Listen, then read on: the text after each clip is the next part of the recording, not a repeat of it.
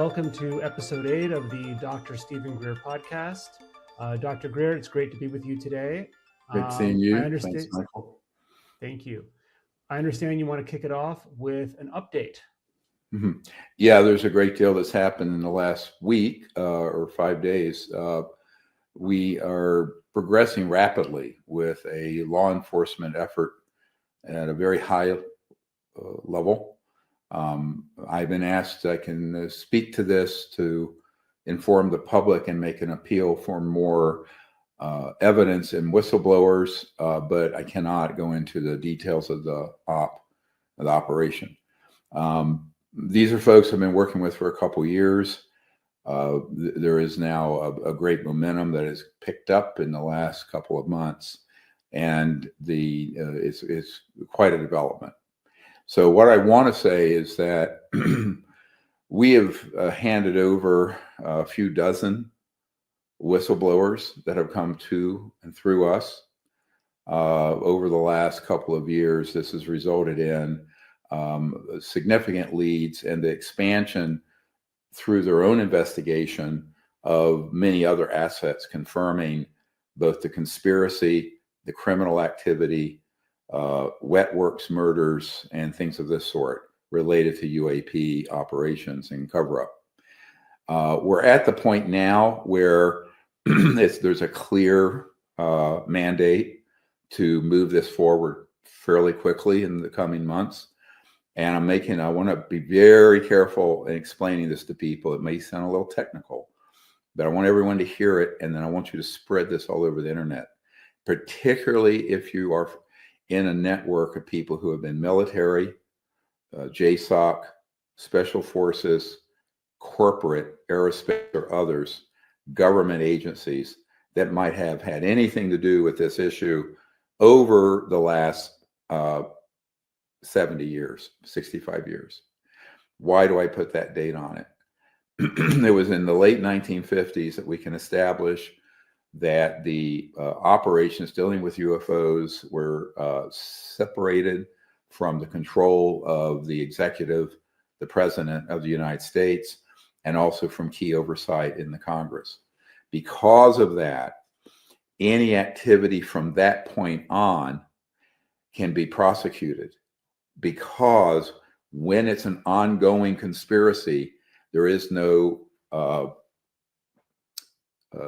limits. In other words, there's no, what's the term that's used? Statute of limitations. Normally a statute, let's say if you've committed robbery or some other crime, there is a statute of limitations, not on murder, but on many others. But when it's an ongoing criminal enterprise, the clock doesn't stop, right?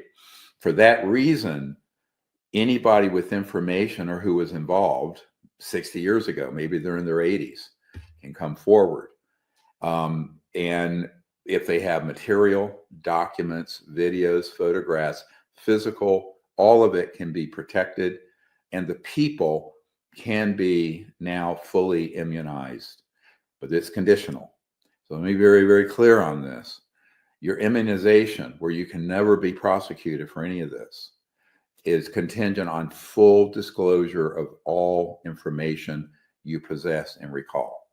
Names, places, code names of operations, project locations, everything.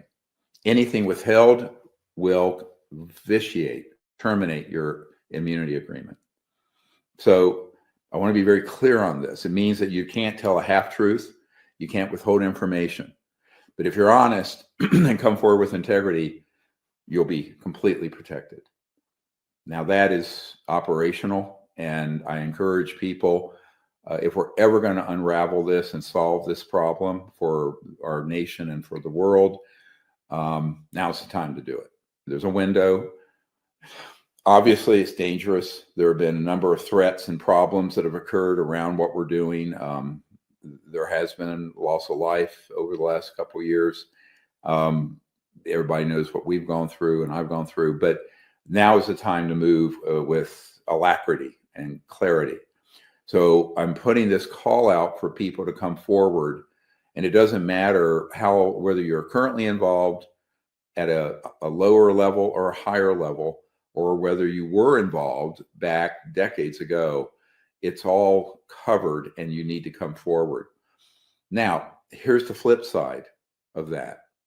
Because in a conspiracy charge, the left hand doesn't have to know what the right hand's doing.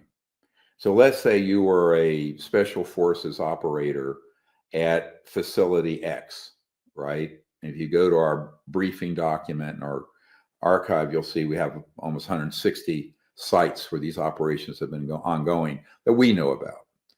And you might have been a 20, 30-year-old person. You certainly thought that what you were doing was legal, but it wasn't. Here's the problem.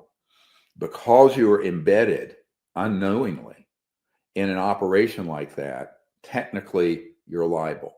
There's a liability for having involved in these programs, and particularly now that it's being made known, where I'm basically the public face of it, to say you can be immunized.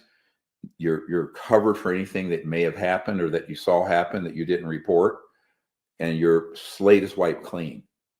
But if you withhold information that's later found you were involved, this is a problem for you individually, for that person. So because this has become that serious, where it has been concluded that there are serious high crimes that have occurred, this is the time to come forward, because there's a clear pathway. You can contact us at drstephengreer.com. And there, on that website, there's a toolbar for witnesses. You can hit it, contact us. You'll be kept in complete confidentiality from the public, unless and until you want to go public. And we will then hand that information to the people who can both protect you and utilize your information to solve this problem that has been ongoing for 70 years. So that's a very big development that's become more clarified, let's say, and it's also become a more robust effort over the last few months. And I would strongly encourage people to network in your circles, family, friends, social media, work, what have you, to see if there are people who have information who want to come forward, because they can be completely immunized from anything that they saw and didn't report, which, by the way, is also a crime, or were part of directly. So I think it's very important for people to use this opportunity to come forward. And what we want this to be is from a few dozen or maybe 100 or two prospective living people, that it grows to a few thousand, all the way up the chain of command, all the way up. And that's how you do this. The other thing that's very important is that names, places, dates, code names of projects, all very important, because to unravel this, keep in mind, the constitutional government of the United States, until we started providing very detailed information a few years ago, really didn't know where the washroom was on this. They didn't know the most senior people, for example, at Senate Intelligence and at the Pentagon I've met with, didn't know where these subterranean facilities or dumb underground bases are, deep underground military bases. They didn't know about the NRO satellites that had been weaponized with neutrino light detectors. They didn't know about the underground connector system that goes from Edwards to Nellis Air Force Base, et cetera. So things that people who followed our work and this subject for years, believe it or not, the senior people in the U.S. government, they were there until very recently. They were asking the question, do UAPs and UFOs even exist, and what are they, right? So 3 years ago, when I first entered the SCIF for the Senate Intelligence Committee, that's where they were. Now it's gone way beyond that, and it's crossed out of congressional sausage making, let's say, over into serious law enforcement investigation and pursuit. So it's a big development, and we're asking for people to help us. It's certainly something that is an opportunity also for people who have been And I know, this is what's being discussed with some very senior operators who've been involved in projects that are clearly illegal, up to including wet works, murder, kidnapping, abductions, human trafficking, the whole nasty business involving UAPs and UFOs. Those folks are, going to be able to be completely immunized so long as they disclose everything. And then also they need to name the people above them. So let's say you were a Navy SEAL somewhere on an operation. You can provide your information. This goes out. This means that your non-disclosure agreement is nullified. You can completely speak to this group and to me, notwithstanding that, because your non-disclosure agreement was predicated on a legal national security program. In reality, that was a sort of a head fake. It was a hoax. And your non-disclosure agreement is non-binding. You don't have to obey it because the programs you were attached to were themselves illegal and unconstitutional. Therefore, there is no national security cover for them. And this was, by the way, the assessment we reached in 1994 after I briefed the director of the CIA and people close to the president at the time, President Clinton, and other people in Congress, where it was made very clear to me they were being denied access. And I immediately concluded, and so did constitutional attorneys I spoke with, concluded that in fact those programs are illegal, and therefore all the paperwork, all the non-disclosure agreement, all the sort of, intimidation of operators and people who worked at Lockheed Skunk Works in Northrop, that goes away because those programs were being run illegally. It's basic law that if you're running an illegal operation, you can't then invoke the law to protect yourself, right? It's absurd. Let's use an analogy.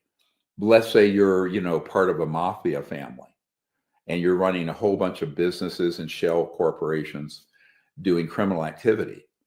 Well, you might have signed a non-disclosure agreement with that company, but it's completely unenforceable because the underlying business was illegal, right? It's an unenforceable contract. So all of you guys who have signed and women who've signed these non-disclosure agreements, whether with military, corporation, intelligence agencies, whatever it is, shred them. They're absolutely unenforceable. Now people will say, well, that's easy to say. How do we get protected? And for years I would say, well, that's the law. We could always contest it. Now there's a pathway for you to be completely immunized.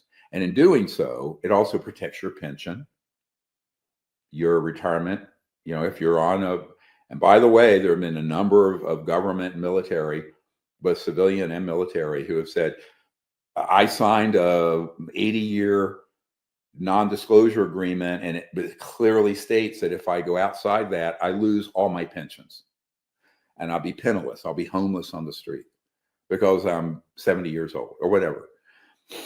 That's not the case now. So this is a very big development. It's kind of hard to overstate what a major breakthrough and development this has been. It's been evolving over the last couple of years, and now it's reached a much higher level. So I encourage people to do this and reach out to us and take this podcast and put it around all over the internet, because I've been specifically asked to help message this to people out there who follow this breaking development with disclosure and cooperate, because that's how this whole operation that's been illegal gets unwound and basically stopped, so that the worst plans they have, which are yet to come, can't be actuated, right? Because the very worst capabilities have not yet been fully applied. Yes, they've done, fake human abductions, they've done trafficking, they've done mutilations of animal and people, they've done all kinds of unconstitutional behaviors, they've embezzled over the years trillions of dollars from the Treasury, from various government departments and agencies, not just military and intelligence. We know from Catherine Austin Fitts, there was huge amounts of money going out of housing and urban development, right? You think had nothing to do with these black projects. Well, they do. They take that money and pull it out.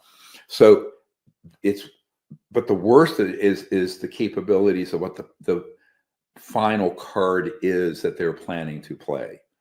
World War III, alien invasion, all kinds of other horrific things, in order to seize global totalitarian militaristic power. That's the 70-year plan. Werner von Braun spoke of it on his deathbed. I've had many, many people who have been in those programs operationally who have described what that is, and that the capability is fully in place to do it. The only way we prevent a disaster here is that people come together, who understand what the stakes are. Even if you are not operating at that level of information, you are a cog in a machine that was illegal and doing these horrible things, and also have the worst plans that they're planning to do. So I think the only way to prevent this from becoming a catastrophe for us as a species, humans, is to get these capabilities wound down and stopped. There's a good shot at that now. I mean, it's a David and Goliath story. The David small operation is the U.S. government, believe it or not. The Goliath is this huge transnational criminal organization that has technologies way beyond what the Secretary of Defense can deploy, or the normal national security apparatus is informed about. And this brings me to another point of this. Operational details, which we have learned and are continuing to learn about facilities and capabilities, those need to be disclosed. Why? Because otherwise, because there is a massive technology deficit between the legal U.S. government and the illegal secret government, let's say, there's this huge technology gap.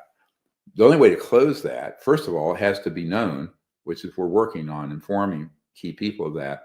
And secondly, it has to be known at such a detailed level that there could be ways to compensate for that I won't go into. So that kind of information is also very important. And we've been gaining more and more of that information as we have debriefed people who have been special forces operators and other people at key black site facilities.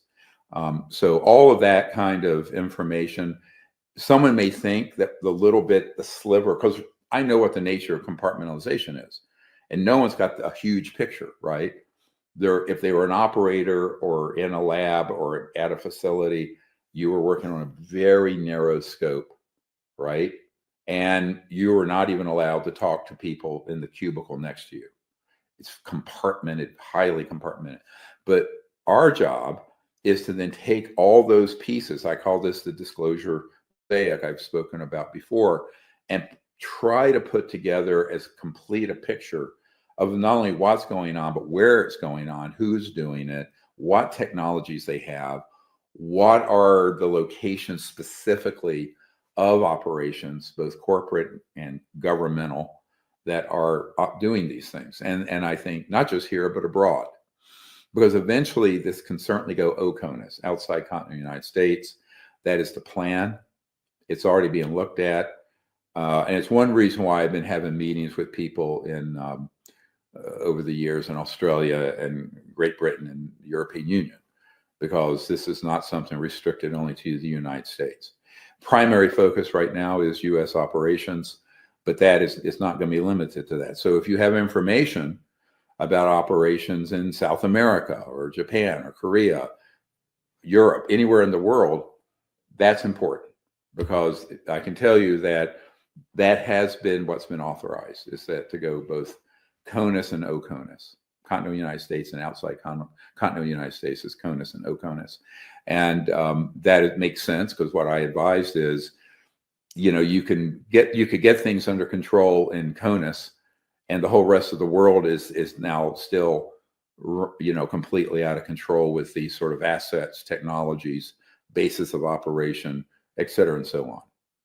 And all you have to do is look at what we've already put out for 25 years or more from people like Jonathan Wigand, who was at a remote site on the Peruvian-Bolivian border when we knocked down an ET craft, and it came down, and that craft was non-human intelligence, or ET, and that was retrieved, but he was threatened with being thrown out of a helicopter and killed for ever talking about it. Very courageous young man when he gave me that interview 25 years ago.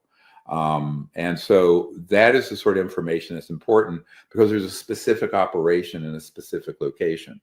And it was under cover of a astronomy telescope, which was repurposed as a Star Wars weapon system.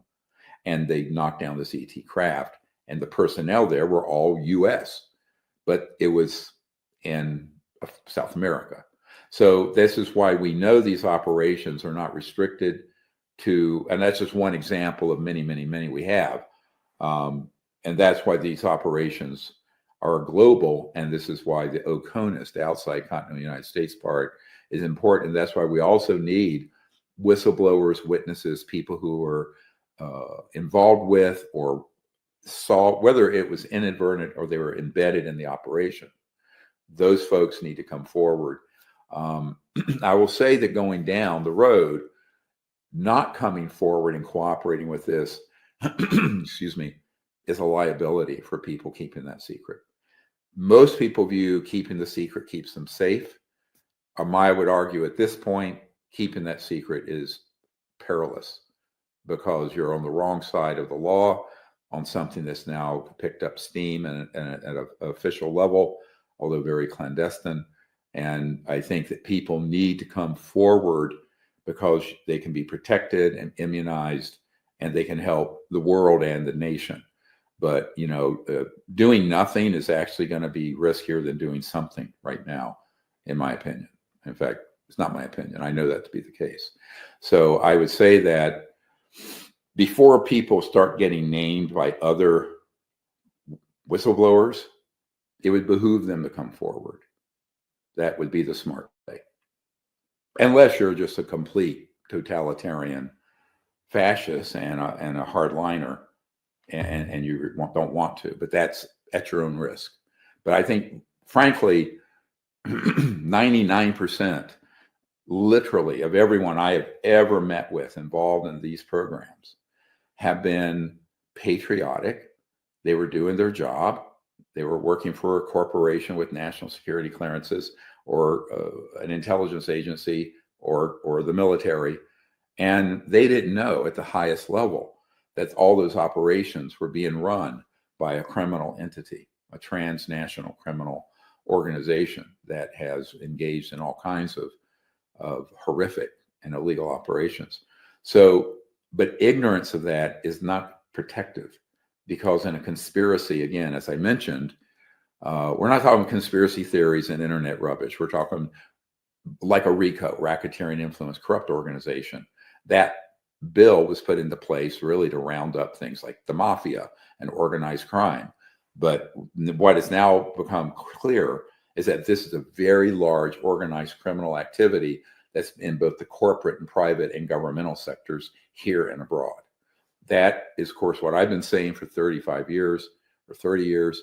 And it's now, that conclusion has now been reached in official circles that I can't speak to, but high enough that this is now going forward at a very good pace. Wow, that is so amazing, Dr. Greer. Thank you for sharing that. And we'll definitely encourage everyone to blast that out far and wide, especially to our brothers and sisters in the military who might be part of these programs. Absolutely. So the theme for this episode today is consciousness. And we tend to put the nuts and bolts of of this stuff over here, and then we put the spirituality piece over here, but really all of it exists in consciousness. So do you want to give us kind of the big picture of how consciousness fits into, well, everything, but how does it fit into this conversation? Well, it really does fit, because the old tradition of spirit warriors from the Shambhala kingdom, who were highly conscious and enlightened, and who had great heart. Heart courage comes from the heart, the spirit, and a largeness of spirit and consciousness, and also real courage. Real courage isn't bravado and machismo. It's a spiritual state, honestly. And, I spend a lot of time with people who've been special forces and, Navy SEALs and Marines and special programs and Green Berets and what have you. And they all possess that, believe it or not. They're very, very spiritually minded. Now, but not, not necessarily religious, but in the sense that they have that a deeper spirit within them that is a very, very deep. And so everything that's happening with contact that we're doing with Close Encounters of the Fifth Kind, and people should get the CE5 Contact app and practice that. It's going to make a lot of more sense to you when you do, and then listen to this podcast. All of it is predicated on the understanding that the consciousness, the faculty of being awake at that deep level, some people call it spiritual, some people call it the God factor, some people call it, religious people would call that the Holy Spirit that is within all things. But that state of consciousness is what gives you the clarity of right action and the courage to go forward. I like that scene in the Bhagavad Gita where Krishna is speaking to Arjuna before he's going out on a battlefield. And he says, a little of this, and the T in this is capitalized, a little of this eliminates all fear. What was he talking about? He was talking about that state of deep, transcendent, pure consciousness that is beyond space, time, death, all of it. So when you are in a state of consciousness in meditation, prayer, or just actualizing it and meditating on this, and you're operating from that level as opposed to an intellectual level, you're connected to something that's beyond your individual ego and self, and that is very powerful. And that is the wellspring of true courage. That is the wellspring of right action and guidance and intuition. So that's really the foundation of Close Encounters of the Fifth Kind. Far from throwing out a lawn chair and saying and calling them in or summoning them like their servants at Downton Abbey, you're in a state of consciousness that is what Erwin Schrödinger said. When he said the total number of minds in the universe is one. That is, it's a singularity. And this is, I think, in 1908, where he was like the father of quantum mechanics, particle wave theory, technically. But he understood this non-locality, this entangled cosmos, but at the conscious level. And so the mind stuff, not what you're aware of, but the essence of being awake, the conscious faculty, that's what we're talking about. That is actually always infinite and always unbounded and omnipresent, which means it's operating at every point in space and time within yourself, but also beyond your individual self, beyond your ego, your body, what have you. It's the transcendent aspect, the pure form of the consciousness. And that is what Krishna was referring to. Now a lot of people, when they talk about consciousness studies, they're talking about what you're conscious of, like women's rights or racial equality or political idea. We're not talking about that. We're talking about consciousness itself, the faculty of being awake. And it's that simple. People make this very complicated. I like a Zen approach to this. Just think for a minute, you're hearing my voice, but you're awake. Now deduct my voice, take away your own individuality and your thoughts and your vision and all your senses, and just for a moment glimpse the awake self, that consciousness that's perceiving. That's all it is. But now realize that is infinite. That isn't bound by your body or your mind or your ego. This is how you can remote view, because your conscious self, your mind, is always integrated, even if you're not aware of it, to every point in space and time. This is why the whole cosmos has been described as a conscious hologram, where that's quantum, where every point in space and time and every dimension, not just physical, but other dimensions, are integrated through this field of consciousness. And most people get really abstractly confused. I said, it's so simple. This is why I tell people great exercise, sit and watch your breath, close your eyes, and let the mind watch the breath. And then become aware of the consciousness itself and go deep into that silent consciousness. And we do this. I mean, actually, we're going to do this for 4 nights out under the stars on this cruise ship. I've never done this. It's an experiment, folks. But you guys, everyone who wants to join us, you can be part of a webinar. We're going to stream this live all over the world from the middle of the Caribbean for 4 of the 6 nights we're out there. And then during the day, for 2 days, while we're out at sea and not going to ports, we're going to be doing the whole teaching of this and training in remote viewing techniques and going through all the details and the cosmology and why CE5 contact works when you're in the correct frame of awareness and doing the correct practice. So if you want to be part of that, it'd be fun, because what I like the idea of is having hundreds of people doing this out in a pristine area in the middle of the ocean where it's so dark, away from any human civilization, except the ship. And then having that being done by people all over the world, where we create that change in consciousness, because really everything that happens in the world is first preceded by its vision and consciousness and thought and then action. So consciousness is very powerful, and it's really the prime mover, let's call it, the prime force that causes evolution and change, positive change, to happen on Earth and other planets as well. Extraterrestrial civilizations 100% understand all this. And as some recent disclosures have come out from operators who have been involved in the psionic, work in classified projects to essentially hijack ET craft and knock them out of the sky, that's a very malignant use of non-locality of consciousness by people trained in that art. What we're doing is 180 degrees opposite. We're actually going out not to capture anything or to gain anything selfish. We're there as ambassadors to those civilizations, to those species. But what's the foundation of that? A lot of people can't find a meeting place for a Democrat versus a Republican, or someone of this race versus that race, or someone of this gender or that gender, or someone of this ethnicity or that ethnicity. We have thousands of years of war and millions of people killed over frivolity and stupidity. How are we going to become a civilization that can interact with non-human, conscious, intelligent civilizations from other star systems and worlds?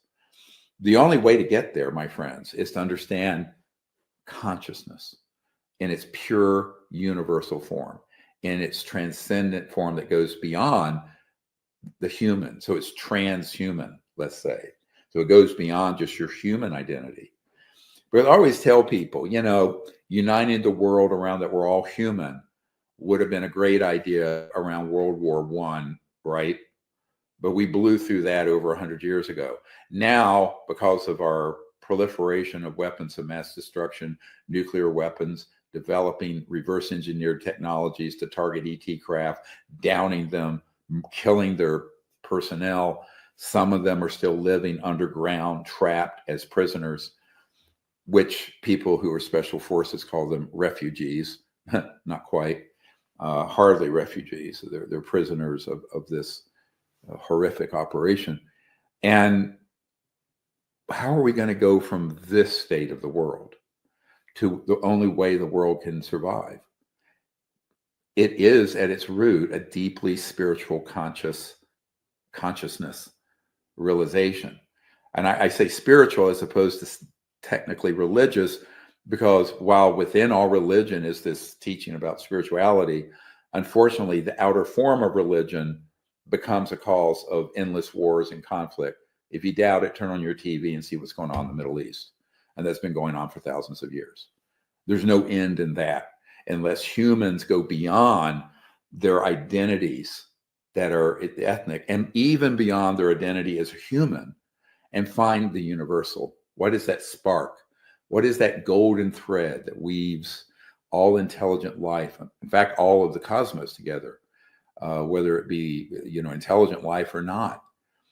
It's this consciousness. It's this deep understanding of the essence of the conscious self. And I love that quote that says, "He who knows his true self has known God." So they're not talking about me, Steve Greer, you, Michael, Ravens over here. No, we're talking about something that's transcendent to that, and yet is always within us. That's so beautiful. It's the means whereby we're conscious and awake. It's how we have our very being. It's been said that this is so close to our existence. It's like it's your life's vein. You don't even notice it. But if you stop, this is the power of meditation. If you stop with that knowledge I just shared and meditate and see the light of consciousness and become deeper and deeper and quiet, centered in that, then you realize that your individuality is simultaneously the unbounded. And that's how you can see remote places, go to remote places, go to the future, go to the past. Why? Because consciousness in its pure form is not limited by space or time, which means it's omnipresent across all points in space and dimensions beyond 3D, as well as all points in time. So this is the ultimate exploration. You want to be an explorer and adventurer?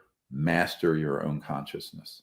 Realize what that consciousness is, and realize it's not just yours, that you are sort of a expression of this great spirit, of this unbounded aspect.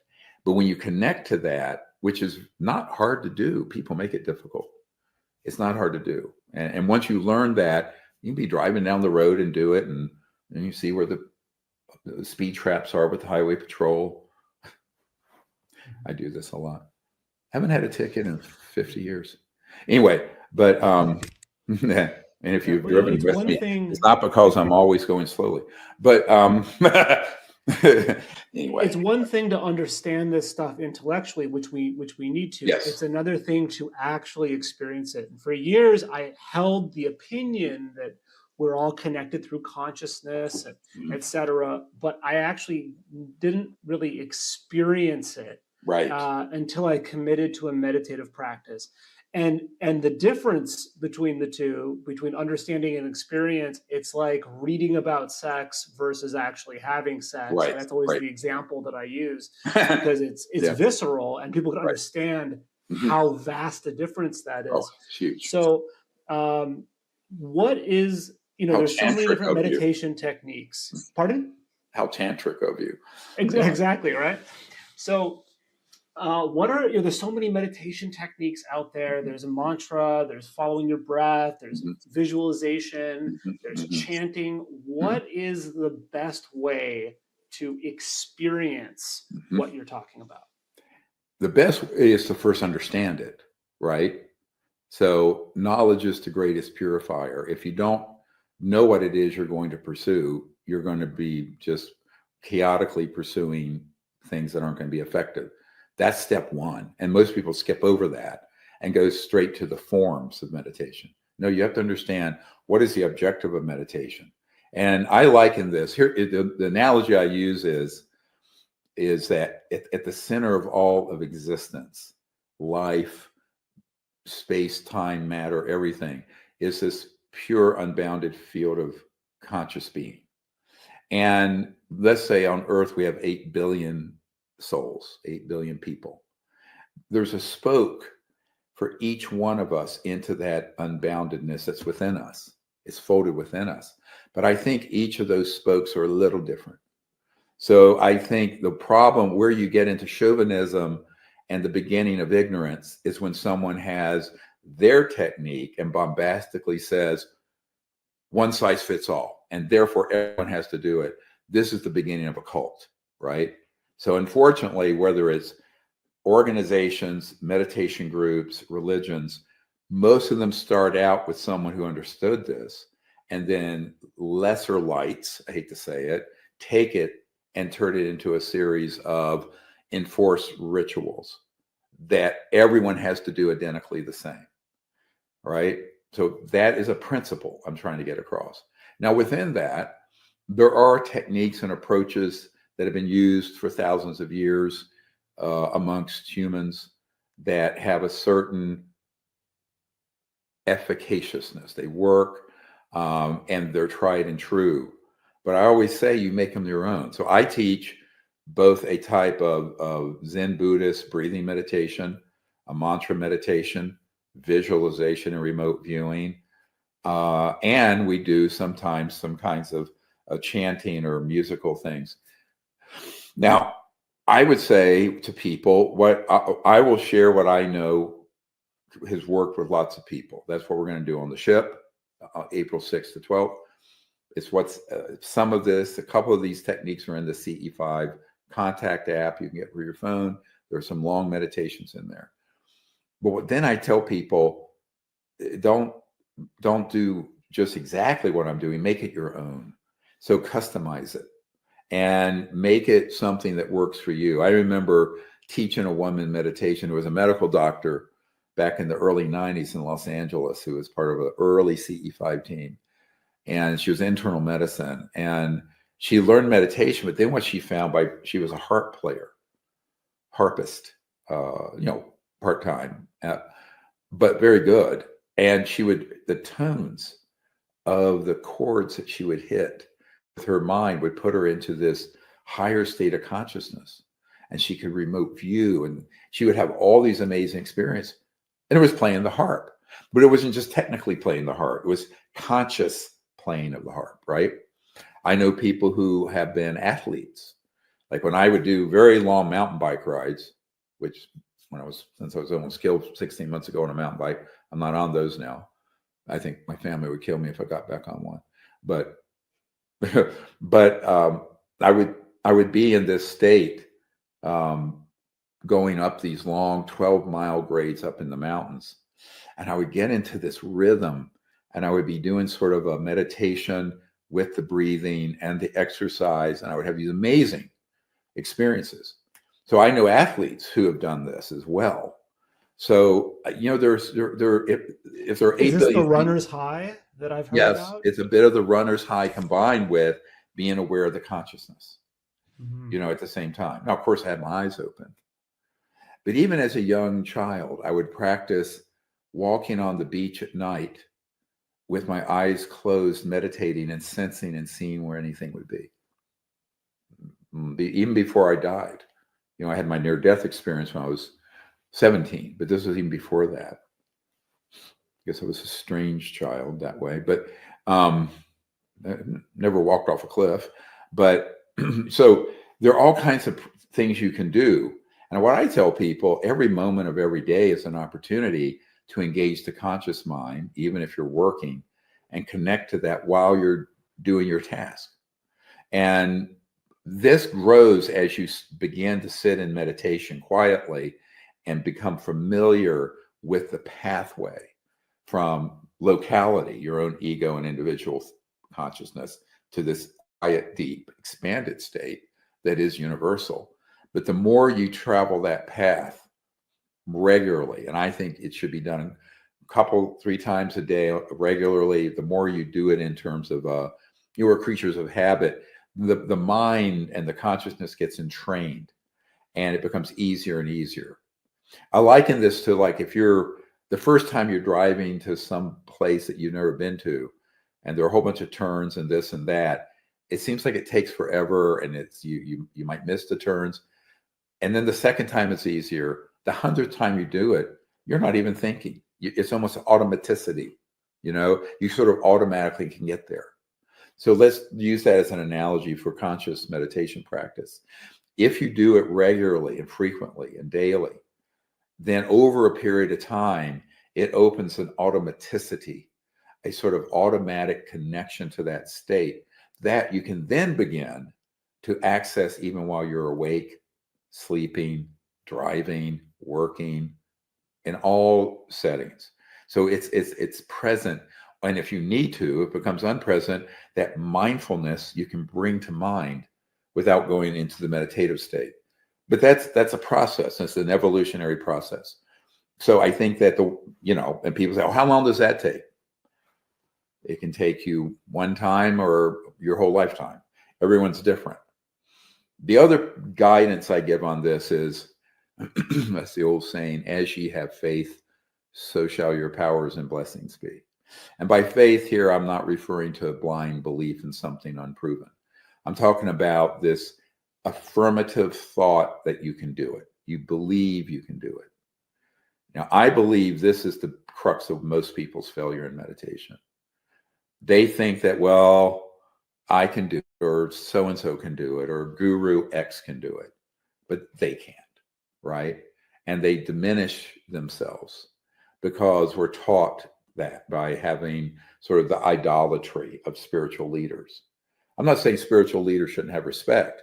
I'm just saying that we sort of give up all our power to them. That's the problem with the guru mindset.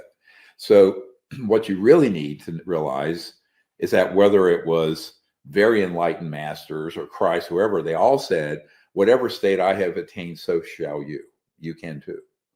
Now, you have to believe that about yourself. If you don't believe you can, you won't, right? Now, think of anything you've accomplished in life. If you wanted to be a film editor like you, and you sat there with the monkey on your shoulder going, I can't do this, I can't learn it, you wouldn't. But if you say you can, you will. So you have to affirm to yourself, you can not only do the meditation, but you can attain those higher states of consciousness and become centered and calm in that unbounded ocean of pure consciousness easily. If you believe you can, you will. If you have a negative thought saying you can't, you won't. So getting over your own self-doubt and diminishing of your own capabilities is key. And what they have found, in remote viewing and also experiments with random number generators, you could take an experienced meditator and they have an effect in that, but you could drag people off the street. Dr. Targ, who did a lot of the CIA remote viewing program, says we could pull people off the street, give them a few just affirmations they could do it, and instructions they'd sit and they would do it as well as people who we've been working with for a decade. So I think this is a very important thing to realize, is that we sell ourselves short, right? We all do this typically. I certainly did as a child and to a certain point. And I think it helped that I died and had that near-death experience and came back. But in an odd way, I'm on my 14th near-death experience after the last week. But anyway, I almost died. Always 2 weeks ago today, I had that rupture of my appendix. By the way, that was terrible. We got the path report back. Oh my God. Miracle I didn't die. But. Well, to bring this full circle, yes. when I first started following your work many years ago and waking up to the scale of the cover up and what has been robbed from us, it's very natural, and I certainly fell into it, to just have tremendous hatred for the people who have been keeping this a secret. But if we're being called to find oneness with extraterrestrials, that I guess we have to find oneness with the people who have been behind the cover up. Absolutely. And the people who continue to be disinformation agents out there. And listen, I'm very guilty. Just look at my Twitter of getting mad all the time and being a low consciousness jerk all the time. So how can we work to solve this problem and fight disinformation and call out the people who are lying, but still maintain that? Because this is something I struggle with, and I'm sure a lot of people do. How can we maintain that commonality with them in consciousness? The key thing, yes, it's a great question. And I don't have a problem with it, because I always say you can walk and chew gum. All right? You can walk and chew gum.